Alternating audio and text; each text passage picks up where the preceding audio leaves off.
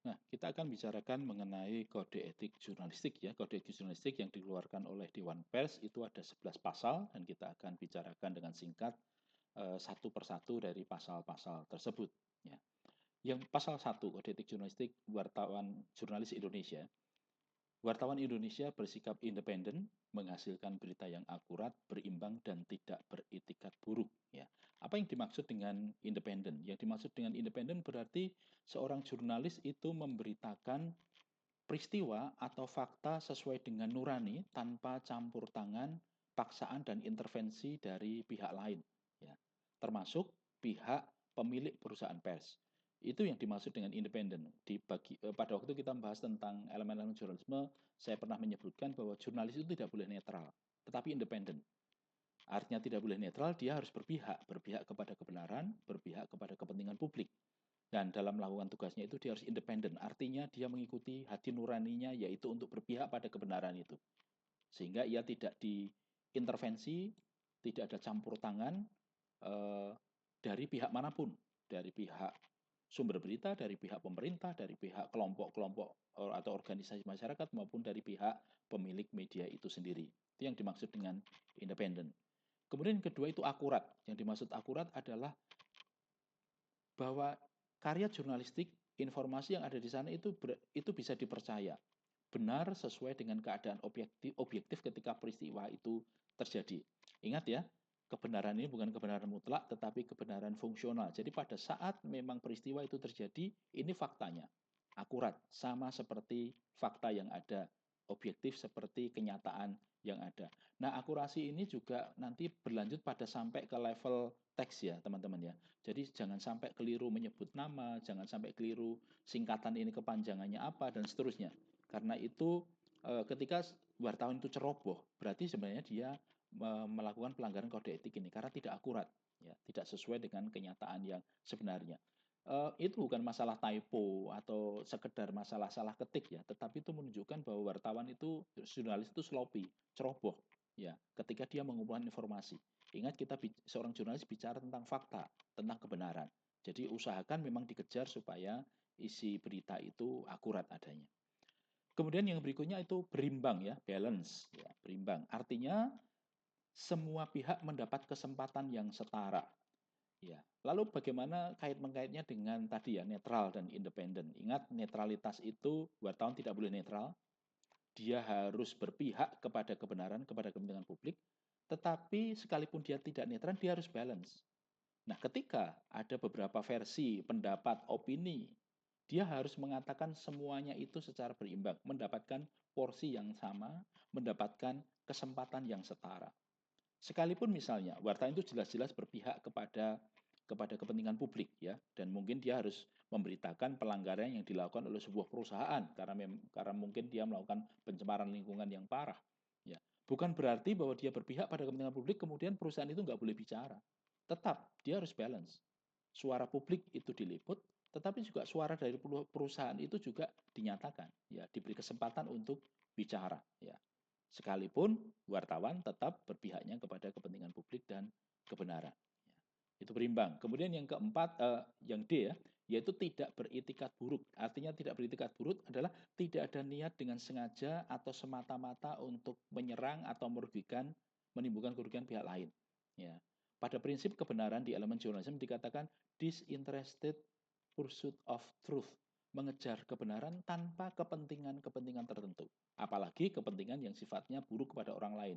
Sengaja menyerang, sengaja mencemarkan, memang berniat untuk menjatuhkan sebuah lembaga atau seseorang, itu tidak boleh dilakukan. Ketika wartawan melakukan itu, maka dia melanggar kode etik pasal yang pertama. Pasal yang kedua, wartawan Indonesia menempuh cara-cara yang profesional dalam menjalankan tugas jurnalistik atau aktivitas jurnalistik. Apa yang dimaksud dengan cara-cara yang profesional ini, teman-teman? Ya, ada beberapa penjelasan di penjelasan mengenai kode etik jurnalistik itu.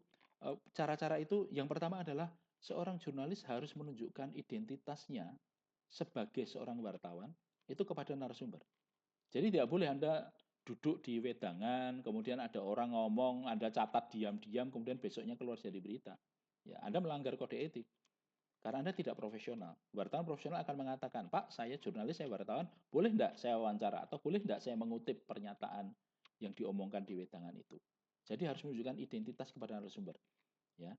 Kemudian yang kedua, menghormati hak privasi. Menghormati hak privasi itu berarti bahwa setiap orang, narasumber, sumber berita, siapapun ya, dia memiliki hak pribadi yang tidak boleh dilanggar. Ya. Jadi pastikan bahwa Anda minta izin ketika sudah memasuki hak privasi. Seorang wartawan nggak boleh kemudian terobos pagar rumah orang untuk motret dari ujung. Tidak boleh mengambil tangga kemudian nekat. Saya kan di luar di jalan Pak, kemudian pakai tangga naik ke atas pagar kemudian untuk motret apa yang ada di dalam halaman rumah seorang artis atau seorang tokoh masyarakat misalnya, tidak boleh. Kemudian juga tidak boleh mengajukan pertanyaan-pertanyaan yang itu sifatnya privat, yang itu tidak ada hubungannya dengan kasus yang sedang atau topik yang sedang diberitakan. Jadi perhatikan jangan sampai melanggar. Ya. Ketika orang menolak untuk diwawancarai, kita nggak boleh memaksa seorang jurnalis. Kenapa? Hal itu hak pribadi seseorang. Ya. Maka jurnalis kemudian harus mencari sumber-sumber lain sebagai bahan atau data atau informasi untuk menyusun beritanya. Cara profesional yang berikutnya itu adalah seorang jurnalis tidak boleh menyuap ya, nyuap atau nyogok untuk mendapatkan informasi. Ya. Nah dalam prakteknya kadang-kadang memang seorang wartawan itu ini tidak termasuk suap ya, tetapi membangun relasi. Ya. Jadi tidak semata-mata kamu saya bayar untuk mau ngomong itu ya, tidak. Tetapi seringkali seorang wartawan memang dia harus membangun relasi dengan sumber-sumber berita ya, sumber berita di bagian awal saya pernah menjelaskan bahwa seorang jurnalis itu membutuhkan sumber-sumber berita, humas universitas misalnya, humas lembaga tertentu, kemudian mungkin petugas kepolisian di Bareskrim atau di Satlantas, kemudian mungkin petugas di PMI, petugas di rumah sakit. Jadi kadang-kadang mungkin wartawan traktir ya, traktir, ngajak makan dan sebagainya, tetapi tidak semata-mata untuk mendapatkan informasi.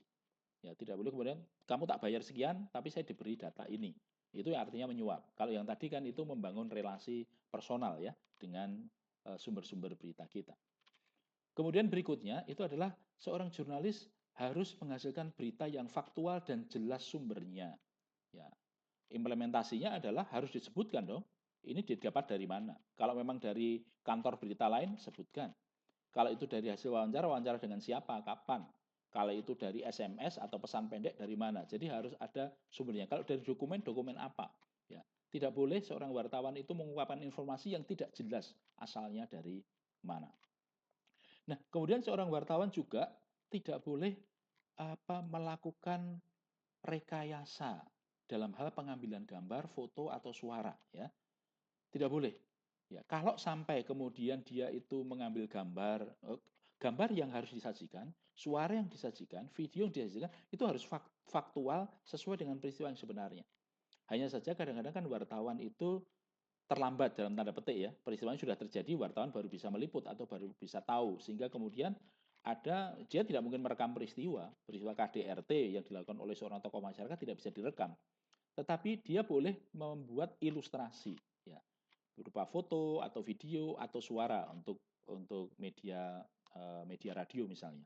Nah, tetapi kalau sampai harus melakukan ilustrasi ini harus ada keterangan bahwa video atau foto atau suaranya hanya ilustrasi saja, bukan kejadian yang sebenarnya ya, bukan kejadian yang sebenarnya. Kemudian kalau misalnya ilustrasi itu diambil dari sumber lain, wartawan ngambil dari YouTube misalnya atau dari foto punya siapa, ya, itu harus disebutkan sumbernya dengan jelas ya. Nah, kemudian wartawan itu profesional ketika dia menghormati pengalaman traumatik narasumber dalam penyajian gambar, foto, dan suara. Jadi kadang-kadang ada peristiwa-peristiwa yang bisa menimbulkan trauma pada narasumber ya. Ya, misalnya peristiwa bencana alam di mana narasumbernya, sumber berita kita itu mungkin kehilangan rumahnya, bahkan mungkin kehilangan keluarganya. Maka ketika seorang wartawan itu nanti menyajikan berita, dia harus mempertimbangkan perasaan dari informan ini. Menimbulkan trauma apa tidak? Gambar. Ya, sampai menimbulkan trauma apa tidak ya. Seorang wartawan yang profesional dia akan berhati-hati untuk menampilkan, menyajikan informasi karena dia harus mengingat berempati kepada informannya, terutama informan yang atau narasumber yang dia menjadi korban. Apakah itu korban kecelakaan, korban kejahatan, ataupun korban sebuah peristiwa bencana. Seorang wartawan, seorang jurnalis Indonesia, dia tidak melakukan plagiarisme. Ya, tidak melakukan plagiarisme, menjiplak atau mengakui hasil liputan orang lain sebagai hasil liputan dia sendiri. Kalau sampai dia harus mengambil sumber lain, dia harus menyatakan dengan jelas itu diambil dari mana. Tidak apa-apa, mengutip itu boleh. Yang penting sebutkan sumbernya dengan jujur. Ya, tetapi kalau sampai satu berita utuh mengutip semua, ya wartawan itu tugasnya apa ya? Jadi kutipan, ngambil dari sumber lain itu sebagai pelengkap. Ya, informasi-informasi yang tidak bisa didapatkan oleh seorang wartawan. Tetapi tidak boleh melakukan plagiarisme, ngambil dari berita orang lain, kemudian langsung dipasang, diakui sebagai berita liputannya sendiri. Nah, ada untuk kepentingan publik, kita sudah mengenal ada berita investigasi ya, jurnalisme investigasi. Kadang-kadang wartawan diizinkan untuk tidak melakukan cara-cara yang tadi ditetapkan. Misalnya dia menyamar, ya. Kemudian dia diam-diam memotret, ya. Atau diam-diam merekam, itu kan melanggar hak privasi sebenarnya ya. Ya. Mengapa? Ketika itu hanya boleh dilakukan apabila wartawan sedang melakukan reportase atau jurnalisme investigasi untuk membongkar sebuah kasus demi kepentingan publik ya. Jadi di sana. Jadi biasanya wartawan akan lebih dahulu berdiskusi dengan redakturnya, bahkan kalau perlu dengan penasihat hukum dari media di mana dia bekerja, ketika dia akan melakukan investigasi, boleh enggak hal-hal apa yang diizinkan dilakukan, hal-hal apa yang diizinkan. Dan itu argumennya cuma satu, untuk investigasi reporting dan itu terkait dengan kepentingan publik. Kalau di luar itu, wartawan tidak boleh melakukan pelanggaran dalam hal profesionalisme melakukan kegiatan ini. Baik, Pasal 3 dikatakan bahwa wartawan Indonesia itu selalu menguji informasi, memberitakan secara berimbang, dan tidak mencampurkan fakta dan opini yang menghakimi serta menerapkan asas praduga tak bersalah. Apa yang dimaksud? Menguji informasi itu berarti melakukan check and recheck tentang kebenaran informasi itu, ya. Disiplin verifikasi kalau pakai bahasanya elemen-elemen jurnalisme. Tidak puas hanya dari satu pernyataan, tidak puas hanya dari satu informasi, tetapi wartawan harus melakukan check and recheck, cross check, benarkah demikian? Ya. Kemudian yang kedua, berimbang. Tadi sudah dijelaskan ya, berimbang berarti memberikan ruang atau waktu pemberitaan kepada masing-masing pihak secara proporsional ya, secara berimbang, secara proporsional. Kemudian wartawan tidak boleh memasukkan opini yang menghakimi, yaitu pendapat pribadi wartawan. Jadi wartawan tidak boleh beropini di dalam beritanya. Ya. Nah, ini berbeda dengan apa yang dimaksud dengan opini interpretatif ya. Opini interpretatif itu berarti pendapat atau mungkin gagasan wartawan, interpretasi wartawan atas fakta. Ya, atas fakta. Ya. Nah, ini berbeda dengan opini wartawan secara pribadi. Jadi kalau opini wartawan interpretatif itu berarti dia sudah membandingkan begitu banyak data, dia sudah membandingkan begitu banyak informasi dari berbagai narasumber, kemudian ada kesimpulan-kesimpulan yang ditarik, yang disajikan kepada pembaca. Nah, kalau seperti itu masih diizinkan ya, masih diizinkan, terutama untuk berita-berita yang sifatnya in-depth ya, atau comprehensive reporting karena memang tujuannya memberikan perspektif yang lengkap tentang satu peristiwa. Tetapi tidak boleh ada opini dan terutama opini yang menghakimi ya. Tidak boleh ada kalimat-kalimat yang sudah menghakimi seseorang atau pelaku atau menghakimi satu peristiwa itu. Ya, dari pendapat pribadi wartawan sendiri. Nah, kadang-kadang yang dilakukan oleh wartawan adalah, wartawan kan manusia ya, manusia itu juga punya opini tentang sesuatu hal, dan itu adalah sebenarnya dijamin oleh undang-undang, dia berpendapat gitu ya. Tetapi ketika dia melakukan aktivitas jurnalisme, opini itu tidak boleh keluar. Maka seringkali yang dilakukan wartawan adalah dia akan mencari informan atau narasumber atau pengamat atau ahli, ya, itu yang memang mungkin sejalan dengan opini pribadi wartawan dan dia yang diwawancarai. Sehingga kemudian dia menggunakan orang lain untuk menyuarakan opini itu. Tapi yang jelas orang lain itu nggak boleh direkayasa ya. Kamu ngomong begini, tidak. Tetap wawancaranya itu murni pendapat dari seseorang atau narasumber tersebut. Kemudian asas praduga tak bersalah adalah tidak boleh menghakimi seseorang. Terutama ini nanti yang terkait dengan kasus-kasus kriminal, hukum ya. Jadi tidak boleh menyatakan seseorang itu bersalah apabila belum terbukti secara kuat melalui pengadilan. Jadi hati-hati, terutama ketika nanti Anda menjadi jurnalis untuk hukum dan kriminal, jadi bedakan antara orang ini baru dimintai keterangan, apakah sudah menjadi tersangka, ataukah sudah menjadi terdakwa, dan seterusnya. Karena istilah-istilah itu dipakai dengan cara yang berbeda-beda ya, maknanya berbeda. Jangan sampai dia baru baru dimintai keterangan oleh polisi, Anda sudah nulis ini sebagai terdakwa, dan ini berarti Anda sudah menjudge. Ya, karena terdakwa itu posisinya sudah lebih berat daripada hanya dimintai keterangan. Kalaupun nanti kemudian ditingkatkan statusnya menjadi tersangka misalnya, ya Anda beritakan apa adanya. Nah, ini adalah pasal 1, 2, dan 3. Nah, kemudian pasal 4, itu dikatakan wartawan Indonesia tidak membuat berita bohong, fitnah, sadis, dan cabul. Saya pikir ini sudah cukup jelas ya. Jadi berita bohong itu jelas bukan kebenaran, fitnah itu berarti tuduhan tanpa dasar dilakukan dengan sengaja, dengan niat buruk ya. Sadis berarti mengungkapkan adegan-adegan yang kejam dan tidak mengenal belas kasihan. Cabul itu berarti secara grafis maupun secara kata-kata itu bisa membangkitkan hawa nafsu birahi ya, itu nanti bisa melanggar undang-undang pornografi dan porno aksi juga. Yang kelima, wartawan Indonesia tidak menyebutkan dan menyiarkan identitas korban kejahatan susila dan tidak menyebutkan identitas anak yang menjadi pelaku kejahatan. Jadi ketika seorang jurnalis itu membuat berita, di sana kan ada identitas-identitas ya, orang-orang yang bisa disebutkan namanya, kemudian titelnya, jabatannya, dan sebagainya. Nah, untuk peristiwa-peristiwa kejahatan susila, pemerkosaan, pelecehan seksual, dan sebagainya, maka identitas korban tidak boleh disebutkan. Harus disamarkan, karena itu seringkali kalau ada berita kriminal yang terkait perkosaan atau pelecehan seksual, biasanya wartawan kan seorang perempuan muda sebut saja namanya Bunga itu ya, bukan nama sebenarnya. Ya, tapi kemudian nggak boleh juga Anda kemudian masang foto sebenarnya ya.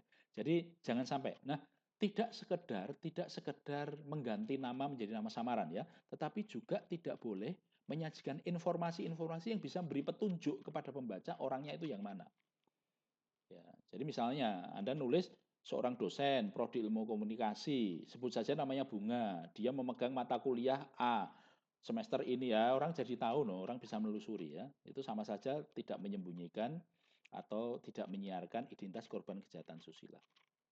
Nah, korban kejahatan sosial itu tidak mengenal umur, teman-teman. Dari mungkin apakah itu balita maupun sampai nenek-nenek atau kakek-kakek, kalau dia menjadi korban kejahatan susila, identitas korban ini tidak boleh disiarkan. Nah, khusus untuk anak-anak yang menjadi pelaku kejahatan, itu juga tidak boleh disiarkan. Ini bukan korban ya, ini pelaku. Jadi kalau pelaku itu orang dewasa, sudah dianggap dewasa menurut hukum di Indonesia, lebih dari 17 tahun atau kurang dari 17 tahun tapi sudah menikah, itu dianggap dewasa, maka dia bisa disiarkan identitasnya. Tetapi kalau dia masih kategori anak-anak, ya paling gampang kategori anak-anak dia belum punya KTP, belum berhak punya KTP, ya berarti kan 17 tahun, di bawah 17 tahun, belum menikah, dia masih anak-anak, sekalipun dia menjadi pelaku kejahatan, tidak boleh disiarkan identitasnya. Ya. Jadi ini adalah aturan main terkait dengan penyiaran identitas korban. Yang keenam, wartawan Indonesia tidak menyalahgunakan profesi dan tidak menerima suap ya. Apa bedanya? Kalau menerima suap saya pikir teman-teman sudah paham ya. Menerima bisa fasilitas, bisa uang, bisa benda dengan imbalan untuk menyiarkan berita atau tidak menyiarkan berita. Karena bisa jadi wartawan itu dibayar untuk tidak menyiarkan berita. Atau wartawan dibayar atau disuap untuk menyiarkan berita. Wartawan Indonesia tidak boleh menerima itu, yang itu akan mempengaruhi karya jurnalistiknya. Menyalahgunakan profesi itu adalah segala tindakan yang mengambil keuntungan pribadi atas informasi yang diperoleh saat bertugas, sebelum informasi itu menjadi pengetahuan umum. Misalnya begini, Anda wartawan ekonomi, kemudian Anda mendapatkan informasi bahwa besok itu mungkin harga emas akan turun. Ini belum disiarkan, masih bersifat rahasia ya. Nah, Anda kemudian dengan berdasarkan informasi itu, padahal belum muncul di berita, Anda langsung beli emas sebanyak-banyaknya karena Anda tahu emas itu turun atau harga saham atau apapun ya. Atau Anda sudah dapat bocoran harga BBM itu akan naik misalnya. Ya. Dan sebelum itu diberitakan kepada publik, Anda sudah lebih dulu menimbun dan sebagainya sebagai wartawan. Nah, itu berarti menyalahgunakan profesi. Ada beberapa wartawan yang itu mendapatkan disiplin yang keras dan akhirnya dikeluarkan dari medianya ketika dia melakukan hal ini ya, terkait dengan saham perusahaan-perusahaan besar yang mereka sudah mendapatkan info tertentu, bahkan mereka meminta saham ya. Jadi yang minta saham itu bukan hanya papa ya, tapi ada juga wartawan yang minta saham ketika dia tahu bahwa nanti akan ada penjualan saham kepada umum yang pertama kali atau IPO ya. Nah, ini tidak boleh dilakukan. Wartawan tidak boleh menyalahgunakan untuk kepentingan pribadinya untuk mendapatkan keuntungan. Nah, kalau nanti sahamnya itu misalnya berita itu sudah keluar di media massa terserah, kan semua orang sudah tahu ya. Tapi ini adalah ada satu informasi eksklusif yang hanya wartawan yang tahu, kemudian dia memanfaatkan itu untuk kepentingannya sendiri. Ini berarti wartawan itu melakukan penyalahgunaan, menyalahgunakan profesinya.